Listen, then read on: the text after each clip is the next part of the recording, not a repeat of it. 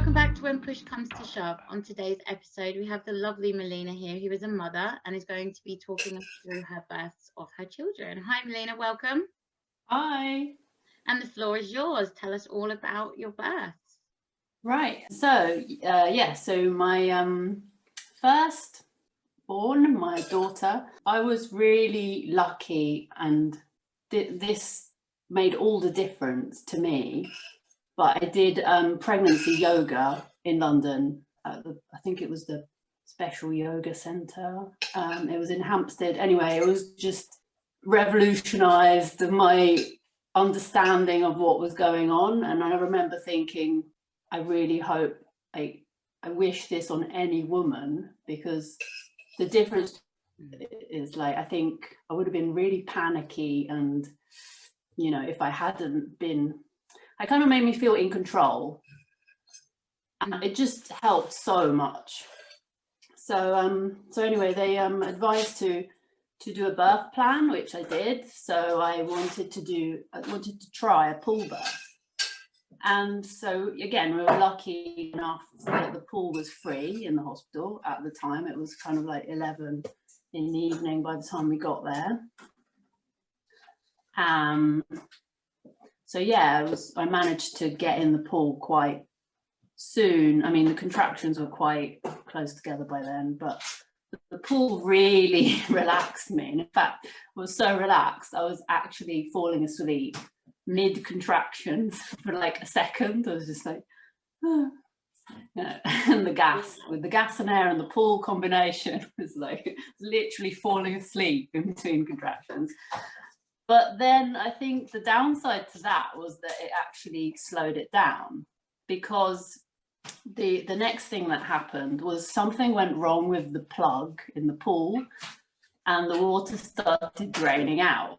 Oh no. And so at that point, the midwife sort of called an alarm kind of thing, said, you now? So that woke me up a bit, like, okay, how are we gonna, you know, actually get up? But I think the head was showing by then. So I had to get up, stand up and walk to the bed, which if anyone had said, you know, you're going to do that with the head showing, I thought, no way. But when you have to, you know, because there's like danger. Mm-hmm. That was the first sort of motherly danger, I have to save my baby sort of feeling, you know, like, so that got me up. I walked to the table, and then I just immediately went on all fours. It just felt the right thing to do. I didn't want to lie down at that stage. I mean, I'd got up and walked, so what was the point of lying down at that stage? And then she came straight out. So yeah, I think like a couple of pushes and then she was out, I think. I can't quite remember, but and yeah. Then the other thing that happened, funnily, is that somehow the light broke, so we were in the dark. You have a leaking pool, no light. Yeah. And the baby just... I can't remember if it was the light or the heater, but I just remember we were in the dark, and my partner then held her, and actually she slipped out of his hand, but then he managed to catch. Oh, that bit was the worst bit, actually. But to see her little arms go like that as she slipped out of his hands. And then I got my baby and everything was fine. People don't realise how slippery babies are when they're first born. Yeah, be careful of that. Yeah. So yeah, moving on to the next birth. So I decided, as the first one, everything went well. I decided to have a home birth. It just felt that it would be more comfortable and not having to travel to hospital. Like that part wasn't very nice, you know, the journey to hospital. And so I just thought I can just, I looked for a pregnancy yoga teacher, because there wasn't one in this town. And so I made a yoga teacher learn how to do it and then do it with me. Now she does it. She does it with other parents now.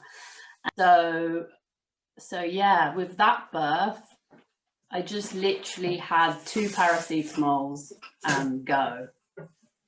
not even the gas and air. They didn't bring it. They said they were going to bring it, but it didn't arrive. And so I had 2 midwives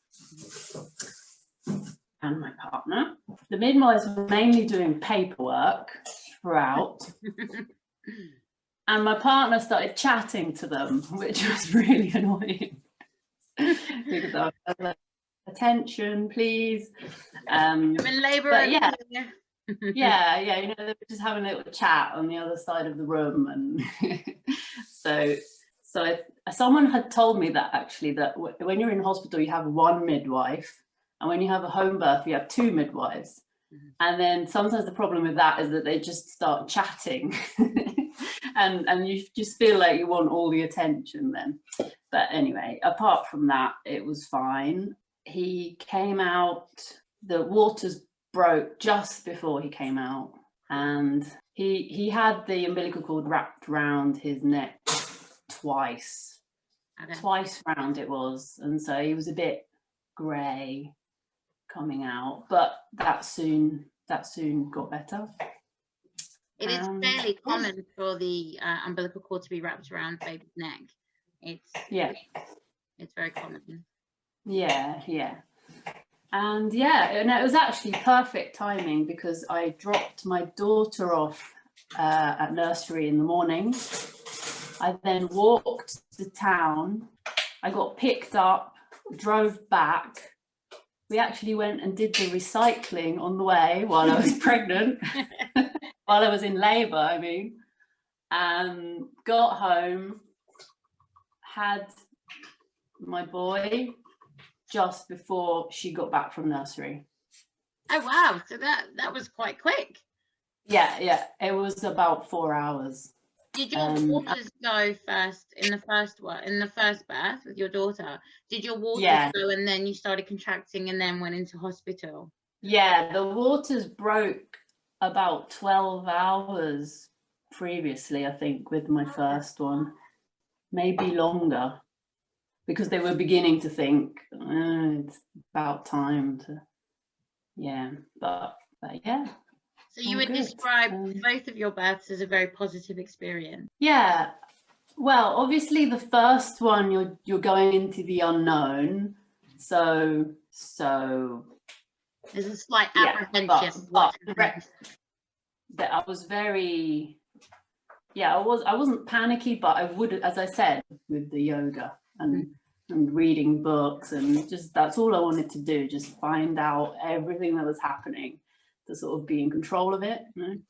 So with the second one, I felt more in control. So I felt I could really make it a positive experience, you know? So I actively sought the yoga and the, I read about the euphoric births, you know? I wouldn't go as far as say it was a euphoric birth. I don't even know what that would mean, but, you know, just the idea that this pain is a good pain, you know. It's that understanding of it, isn't it? Pain, it's a pain with a good result. So, you know, So you didn't have a pool on your home birth? You decided to do a land birth? No. I mean, as I said, I realised that though it was nice lying in the pool and drifting off, it did actually slow it down, which at the end of the day, you want it to happen as quickly as possible, I guess. Yeah. So I would definitely recommend yoga to anyone. Yes, pregnancy yoga is amazing. That's awesome. Thank you so much for sharing your story with us. All right. Yeah, you're welcome. I was looking forward to talking about it again.